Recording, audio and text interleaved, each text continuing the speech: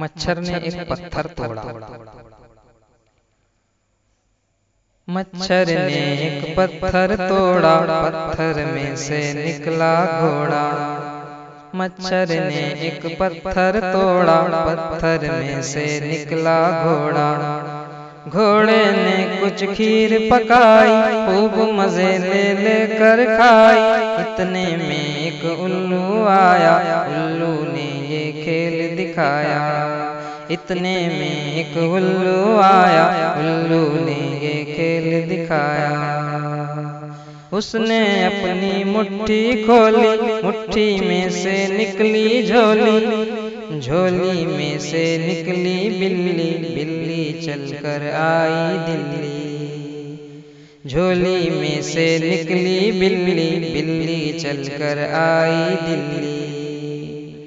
दिल्ली में कुछ मक्खन पाया, ये मक्खन मच्छर ने खाया। मच्छर ने फिर छुट्टी पाई, नैयर ने ये नज़्म सुनाई। मच्छर ने फिर छुट्टी पाई, नैयर ने ये नज़्म सुनाई। मच्छर ने एक पत्थर तोड़ा, पत्थर में से निकला घोड़ा। मच्छर ने एक पत्थर तोड़ा, पत्थर में से निकला घोड़ा।